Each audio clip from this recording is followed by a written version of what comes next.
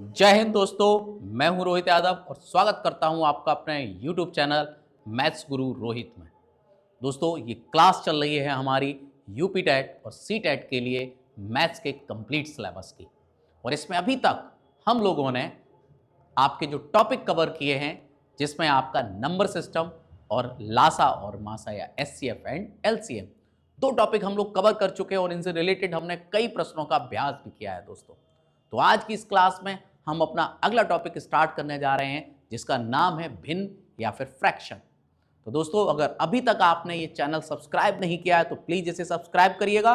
और आप चाहते हैं कि आपको इसी तरह से सारे वीडियो टॉपिक वाइज टॉपिक मिलते रहे विद आपके अभ्यास प्रश्नों के साथ, तो आप लोग बने रहिए हमारे इस चैनल में। तो आते हैं दोस्तों आज के हम इस टॉपिक पर, जिसका नाम है भिन्न या फिर फ्रैक्शन।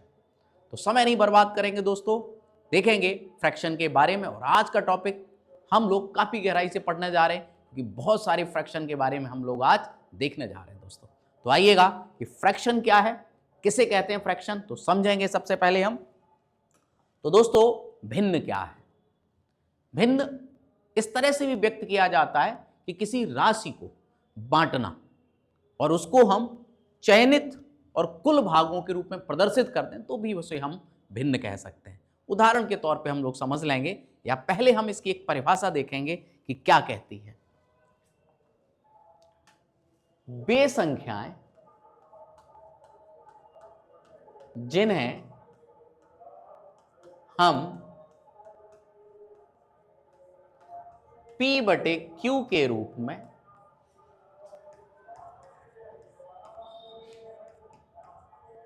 व्यक्त कर सकें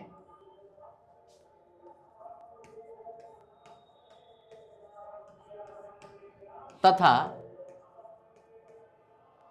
Q जो है आपका 0 ना हो और P और Q आपके क्या हो? पूर्णांक हो।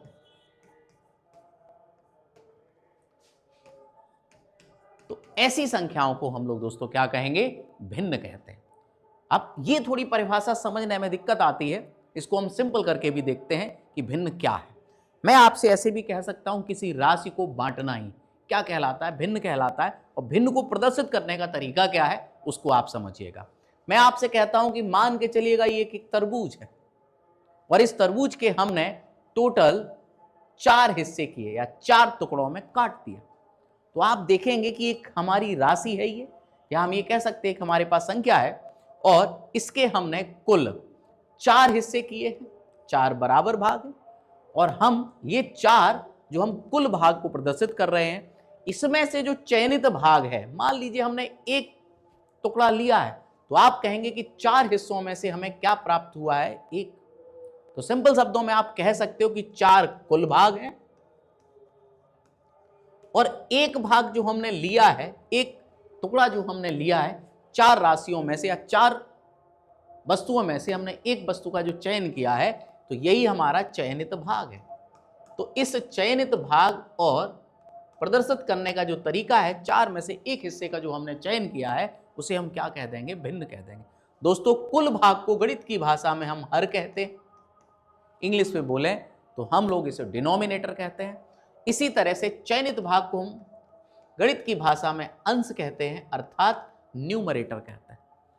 बहुत आसानी से आप इन सब चीजों को समझ सकते हैं। मान के चलिए मैं ये कहता आपके सामने कि ये एक चॉकलेट है और इसे हमने अलग अलग हिस्सों में बांट दिया। देखिए, हम आपसे कहते हैं कि इसमें से हमने आपके 1, 2 और ये 3 टुकड़ों का चयन किया है। तो आप कहेंगे कि सर 3 हिस्सों का चयन है या 3 टुकड़ों का चयन है, कुल कितने में से? 8 में से। तो आप पाएंगे कि इसका जो फ्रैक्शन बनेगा वो 3/8 बनेगा। तो सिंपल शब्दों में कहा जा सकता है कि किसी राशि को बांटना ही एक तरह से क्या है, बस उसमें से चयनित और आपके कुल भागों के रूप में प्रदर्शित करने की प्रक्रिया क्या कहलाती है? भिन्न कहलाती है। मैं समझता हूं दोस्तों बहुत अच्छे से आप लोगों को ये बात स्पष्ट हो गई होगी। तो अब हम यहीं से आगे बढ़ते हैं कि आखिर भिन्न कितने प्रकार के होते हैं, इनके बारे में हम एक एक करके डिटेल में सारी जानकारी जुटाते हैं। आइए दोस्तों देखते हैं भिन्नों के प्रकार। भिन्न कुल 10 रूप में बढ़ जाती हैं। अगर आप समझेंगे इनमें तो उसमें आपका जैसे उचित भिन्न है, अनुचित भिन्न है, मिश्रित भिन्न है, सतत या वितत भिन्न है, दशमलव भिन्न है, समहर भिन्न है, विषमहर भिन्न है, इसी तरह से इकाई भिन्न है, समतुल्य भिन्न है और इसी प्रकार हमारी व्युत्क्रम भिन्न है। तो दोस्तों 10 रूप में हमें भिन्न दिखाई देती है। हम इनको एक एक करके विस्तार से समझेंगे। तो हम आते हैं अपने पहली भिन्न पर, जिसका नाम है दोस्तों क्या, उचित भिन्न। क्या कहती है उचित भिन्न, तरीके से समझेंगे। ऐसी भिन्न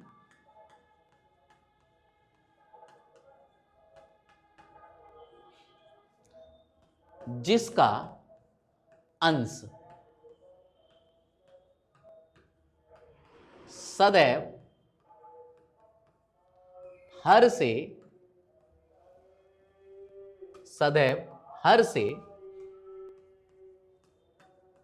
छोटा हो। समझिएगा दोस्तों कि ऐसी भिन्न जिसका अंश सदैव हर से छोटा हो उचित भिन्न कहलाती है। ये समझने का विषय है, उचित भिन्न कहलाती है।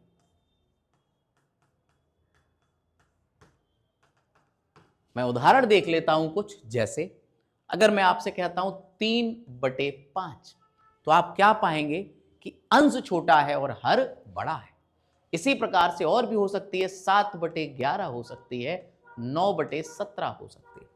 कोई भी भिन्न जिसका अंश छोटा हो और हर बड़ा हो, तो ऐसी भिन्न को हम लोग किस नाम से जानते हैं दोस्तों, उचित भिन्न से या फिर प्रॉपर फ्रैक्शन से। यहां प्रश्न आपसे थोड़ा सा घुमा के भी पूछा जा सकता है। किस तरह से, मैं उदाहरण के तौर पे एक प्रश्न लिख रहा हूं आपके सामने।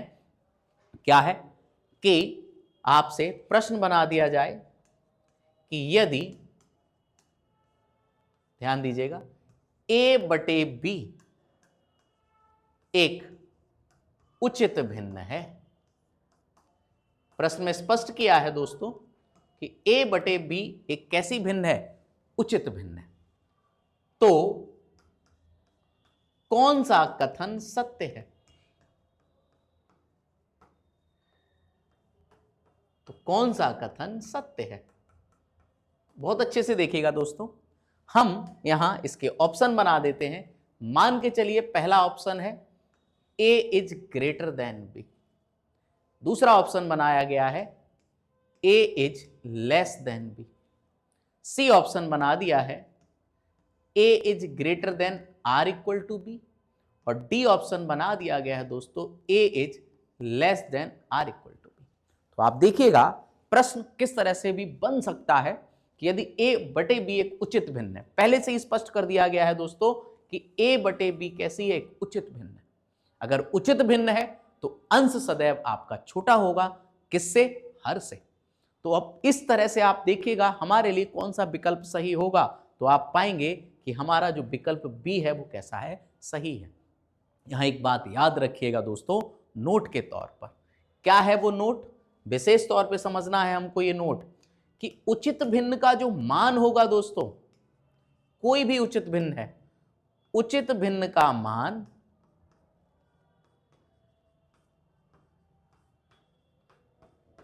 सदैव 1 से छोटा होगा। दोस्तों कैसा होगा, 1 से छोटा, सदैव 1 से छोटा होगा। मैं समझ रहा हूं क्लियर हो गया। कारण अगर आप 3 में 5 से भाग देंगे तो आपका विभाजन 1 से कम आएगा। और मैं समझता हूं ये बात आपको विशेष तौर पे समझ में आ गई होगी दोस्तों कि उचित भिन्न का जो मान होगा वो सदैव कैसा होगा दोस्तों, 1 से कम होगा। तो क्या उचित भिन्न स्पष्ट हो गई आप सभी को? बढ़ते हैं हम लोग अपने अगले फ्रैक्शन के टाइप पर। देखिएगा क्या कहती है अगली भिन्न हमारी, जो है अनुचित भिन्न, इम्प्रॉपर फ्रैक्शन। क्या कहती है, ऐसी भिन्न, ध्यान से देखते जाइएगा, ऐसी भिन्न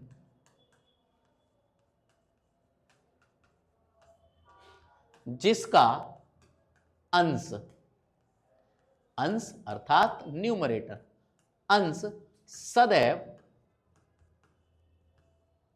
हर से बड़ा अथवा बराबर हो, हर से बड़ा अथवा, यहां दोनों ही स्थितियां हैं, बड़ा भी हो सकता है और बराबर भी हो सकता है, हर से बड़ा अथवा बराबर हो,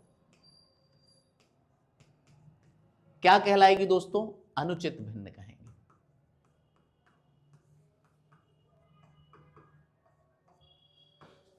तो ये बात आपको समझनी है कि अनुचित भिन्न के लिए आपका जो अंश है वो हर से या तो बड़ा होगा या उसके बराबर होगा। उदाहरण के तौर पे मैं आपसे कहूं 7/3, मैं कहता हूं 5/2, ऐसी कोई भी फ्रैक्शन ले लीजिएगा जिसका अंश बड़ा हो जाए या उसके बराबर हो जाए। मैं आपसे कहता 5/5, तो ऐसी भिन्न को हम लोग क्या कहेंगे दोस्तों? हम उसे अनुचित भिन्न कहेंगे। मैं समझता हूं स्पष्ट हो गया होगा। बढ़ते हैं इसी के कुछ अलग कॉन्सेप्ट के बारे में, जैसे प्रॉपर फ्रैक्शन है, अर्थात उचित भिन्न के मान की बात जो हमने कही थी, उसका मान हमेशा 1 से छोटा था, लेकिन क्या यहां ऐसा है? बिल्कुल नहीं है दोस्तों। यहां का एक स्पेशल नोट समझिएगा आप कि क्या अनुचित भिन्न का जो मान होगा, अनुचित भिन्न का मान सदैव 1 या 1 से बड़ा होगा। ये या तो 1 हो सकता है या 1 से बड़ा होगा। ये बहुत इंपॉर्टेंट है नोट समझने के लिए कि अनुचित भिन्न की जो वैल्यू आएगी, मान आएगा, वो या तो 1 होगा या 1 से बड़ा होगा, 1 से छोटा नहीं हो सकता। 1 से छोटा है तो आप जानते हैं वो भिन्न कौन सी होगी?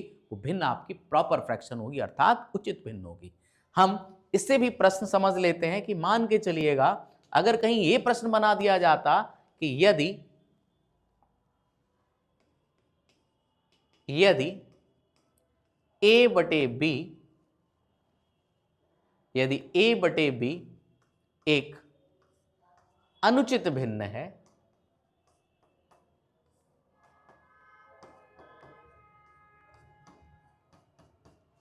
तो निम्न में से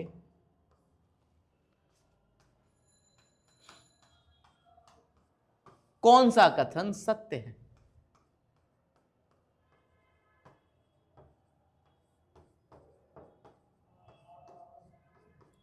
देखिएगा, अगर a/b एक अनुचित भिन्न है तो निम्न में से कौन सा कथन सत्य है? तो समझेंगे। देखिएगा, ऑप्शन के हिसाब से अगर हम देखेंगे तो हमारा ए ऑप्शन अगर हम ये बनाते हैं कि a/b is greater than or equal to 1, B option अगर हम बनाते हैं a/b is less than or equal to 1, C option अगर हम बनाते हैं कि a/b इज ग्रेटर देन 1, और डी ऑप्शन बनाते हैं दोस्तों a/b इज लेस देन 1। तो अभी आपने देखा है कि अनुचित भिन्न जो है उसका मान या तो 1 होगा या 1 से बड़ा होगा। तो इस हिसाब से अगर आप समझेंगे तो दोस्तों इसमें करेक्ट ऑप्शन जो हमारा सामने बन के आएगा वो करेक्ट आंसर बन के आएगा कौन सा दोस्तों? ए। तो इस तरह से हमें उचित और अनुचित भिन्नों को समझना था। मैं समझता हूं क्लियर हो गया होगा दोस्तों। बढ़ते हैं हम अपने नेक्स्ट फ्रैक्शन के पार्ट पर, जो है हमारी मिश्रित भिन्न। ध्यान से समझिएगा, मिश्रित भिन्न क्या है? ऐसी भिन्न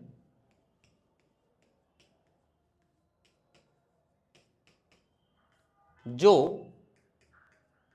एक पूर्ण भाग एवं उचित भिन्न से मिलकर बने। एक पूर्ण भाग और एक उचित भिन्न से मिलकर बने, तो ऐसी भिन्न को हम लोग, तो ऐसी भिन्न हमारी क्या कहलाएगी दोस्तों? तो ऐसी भिन्न मिश्रित भिन्न कहलाती है।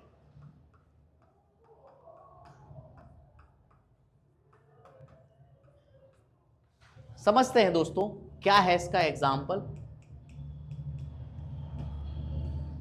जैसे मैंने आपसे कहा कि 2 + 1/2, तो आप देखेंगे यहां पर दो, एक कंप्लीट पार्ट है और ये आपका एक कैसा पार्ट है, एक आपका प्रॉपर भाग है या फिर एक उचित भाग है।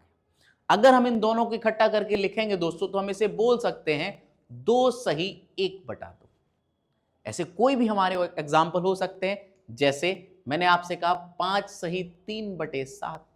तो इसमें आप देखेंगे ये दो भाग मिलकर के बन रहे हैं, एक 5 है और एक 3/7 है। तो ऐसी भिन्नों को हम लोग क्या कहते हैं दोस्तों, मिश्रित भिन्न कह सकते हैं। ये कोई भी आपकी हो सकते हैं। अभी हम इन्हीं भिन्नों का जोड़ना घटाना सब कुछ देखेंगे टॉपिक के अंदर।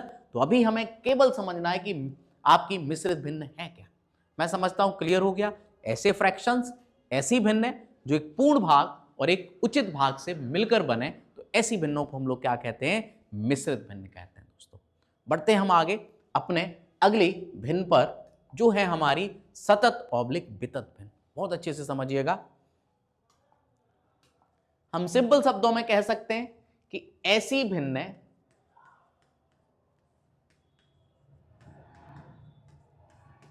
जिनका हर भी एक भिन्न के रूप में, हर भी जो होगा वो भी एक किसके रूप में होगा, एक भिन्न के रूप में। सरल शब्दों में अगर हम समझें कि ऐसी भिन्न जिनका हर भी एक भिन्न के रूप में हो,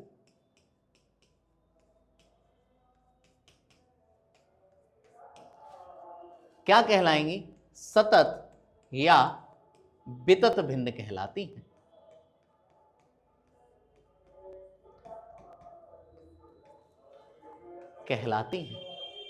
और मैं समझता हूं, ध्यान दीजिएगा क्या है ये। जैसे उदाहरण के तौर पे मैंने आपसे कहा 5/3 + 2/5। ये बढ़ते रूप में है, आपका जो हर है इनका विस्तारित हो जाएगा। मैं ऐसे भी कह सकता हूं 6/3 + 3/5 + 1/3 + 4/7। तो आप इस तरह से हम इन सतत या वितत भिन्नों को कह सकते हैं कि ऐसी भिन्न है जिनका हर भी आप देख रहे हो क्या है, एक फ्रैक्शन के रूप में। और जरूरी नहीं एक ही फ्रैक्शन हो, कई फ्रैक्शन हो सकती हैं, इसीलिए नाम पड़ा है इनका कंटिन्यूड फ्रैक्शन। ये लगातार बढ़ते क्रम में आपको मिलेंगे। तो मैं समझता हूं सतत और वितत भिन्न क्या है, उनके बारे में भी देख लिया।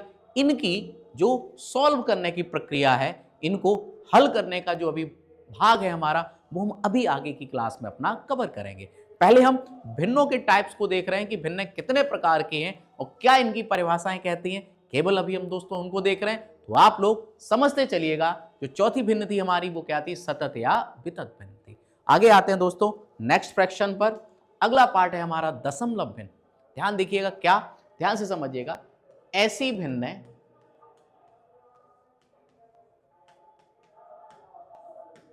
जिनका हर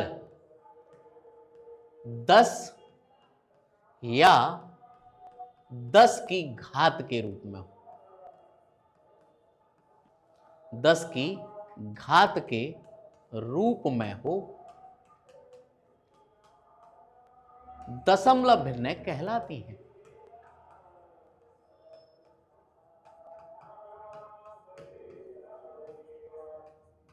मैं समझता हूं दोस्तों क्लियर हो रहा होगा आप सभी को कि ऐसी भिन्न जिनका जो हर है वो या तो 10 होगा या 10 की घात के रूप में होगा। उदाहरण के तौर पे जैसे मैं आपसे कहता हूं 3/100, मैंने आपसे कहा 17/1000, और भी कोई आप उदाहरण ले सकते हो। यहां आप खास बात पाएंगे कि कोई भी संख्या अगर हमारी है और उसका अगर हर है, अगर वो 10 या 10 की घात के रूप में है, तो ऐसी भिन्नों को हम लोग किस नाम से जानते हैं, दशमलव भिन्नों के रूप में जानते हैं।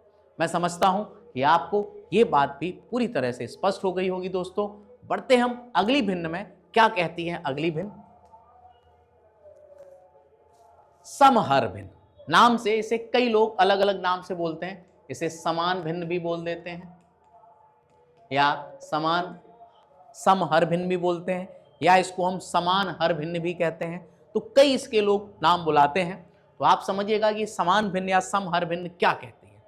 ऐसी भिन्न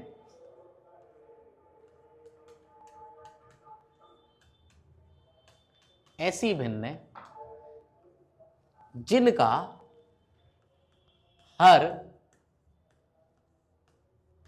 एक समान हो,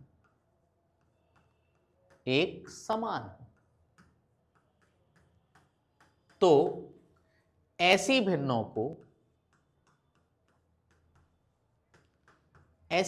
को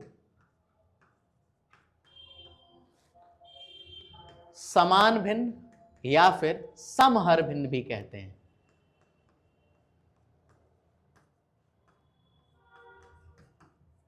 बहुत अच्छे से समझिएगा दोस्तों, समान भिन्न, समहर भिन्न, हर आपका जरूरी है कैसा होना चाहिए, इक्वल।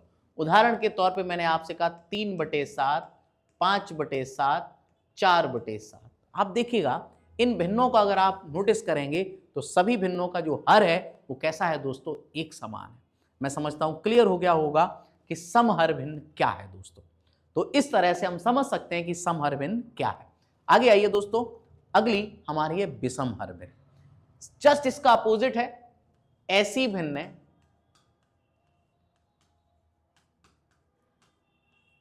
जिनका हर एक समान ना हो, तो क्या कहलाएंगे दोस्तों, विषमहर भिन्न, या फिर हम इसे विषम भिन्न भी कहते हैं। तो विशेष तौर पे याद रखिएगा, उदाहरण के तौर पे मैंने ले लिया 3/7, 5/11, 7/17। आप पाएंगे कि हर इनका कैसा नहीं है, एक समान नहीं है। तो ऐसी भिन्नों को हम क्या कहते हैं, विषमहर भिन्न या फिर विषम भिन्न। मैं समझता हूं क्लियर हो गया होगा दोस्तों, विषम भिन्न या विषमहर भिन्न किसे कहते हैं।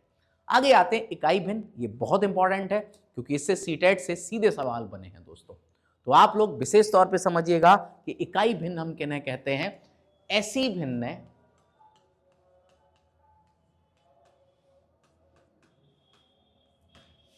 भिन्न जिनका अंश अर्थात न्यूमरेटर, ऐसी भिन्न जिनका अंश एक हो, तो ऐसी भिन्न क्या कहलाएंगी दोस्तों, तो ऐसी भिन्न हमारी इकाई भिन्न कहलाती हैं। तो ऐसी भिन्न इकाई भिन्न कहलाती हैं। मैं समझता हूं क्लियर हो गया होगा दोस्तों कि अगर अंश हमारा एक है, उदाहरण के तौर पे मैंने कहा 1/3, 1/7, कोई भी हो सकती है, बस जरूरी यह है हमारे लिए कि अंश सदैव क्या होना चाहिए, एक होना चाहिए। तो ऐसी भिन्नों को हम लोग क्या कहेंगे दोस्तों, इकाई भिन्न कहेंगे। मैं समझता हूं स्पष्ट हो गया होगा आपको इकाई भिन्न के बारे में। बढ़ते हैं हम अपने नेक्स्ट फ्रैक्शन के पार्ट पर, जो है हमारी समतुल्य भिन्न। क्या कहती है समतुल्य भिन्न, ऐसी भिन्न